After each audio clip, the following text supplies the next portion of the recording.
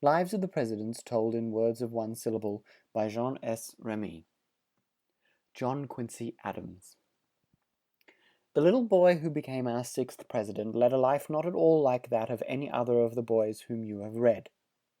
His father was John Adams, our second president, and when, on July 11th, 1767, little John Quincy Adams was born in the old home at Braintree, Massachusetts, his great father was already speaking bravely for his country's rights in the city of Boston. In 1772 the family moved to Boston, and little John, for 2 years, saw, as the other boys did, the British soldiers in their bright red coats on parade in the Boston streets, and heard on all sides talk of war with England. He saw a little of real war too, for when he was 8 years old his mother took him on top of a high hill, called Bemis Hill, from which he saw the smoke and heard the roar of cannon in that awful battle of Bunker Hill. When, in 1776, the British left Boston, this little lad of 9 years used to often ride on horseback in and out of the city to bring home the latest news. This was a ride of 22 miles from the old home at Braintree, where Mrs. Adams had gone when her husband went to Congress, and I think it took a pretty brave and strong boy to ride all those long miles alone. When John Adams went to France to try and get her aid for America, he took with him his little boy, then 10 years old. It was a rough, hard trip, for not only were there fierce winds which lashed the waves into fury, but they were chased by British ships, for England did not want John Adams to get this help from France. But they reached Paris in safety, and little John was at once put in a French school. He only stayed for about a year, and went back home with his father in the spring. Now for 3 months he was with his mother, and then in November he and some other boys who were placed in his father's care all started for France, where they were to be put in a good school. This trip was harder than the other one, for the big ship, Sensible, sprang a leak, and after some days of great peril they were glad to go to the nearest land, which was Spain, and now there was a long, hard trip by land before France could be reached. They had sailed on November 13th, 1779, and it was not until February 5th, 1780, that the little party reached Paris. For 2 years now our little lad was hard at work with his books in Paris.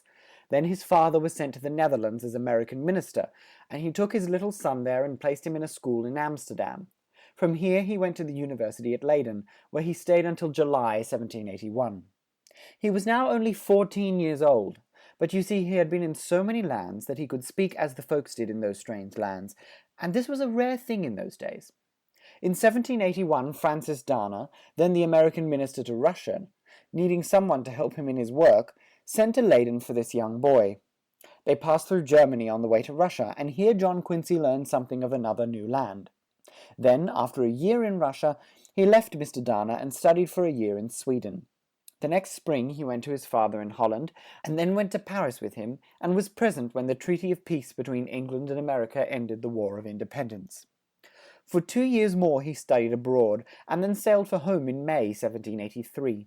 He at once entered the junior class at Harvard College, and graduated with next to the highest honors in 1787. Then he took up law, as his father had done, and began to practice in Boston. He made few friends. Folks did not love him as they had either Madison or Monroe, but he was always known to be a man of great power and of great learning, and knowing so much of other lands, he was just the man to be sent as American minister to these countries. In 1794, Washington sent him to Holland, and in 1796 he was sent to Berlin. When in 1801 Adams came back home, it was to find new honors waiting for him. He was sent first to the State Senate and then to Congress. You see, the steps by which our presidents rose to power were much the same in every case.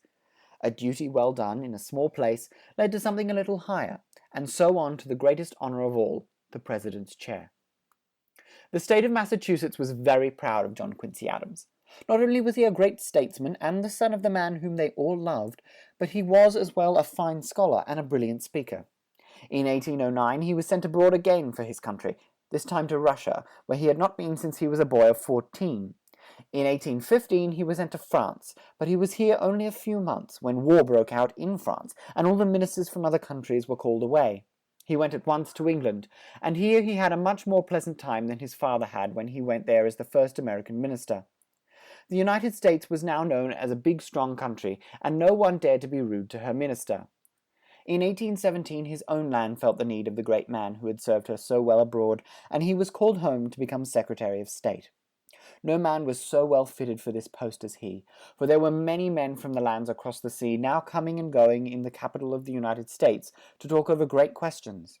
There were new states coming into the Union, and other lands were always trying to gain a little power here. So John Quincy Adams, who not only was a great scholar and a fine lawyer, but also knew well so many lands besides his own, was just the man to help President Monroe through his 8 years of work. He was also the man best suited for the president's chair at the end of Monroe's term of office. Not once, while Adams was in Washington working hard, did he forget his old father, watching in his home at Quincy the busy life of his great son.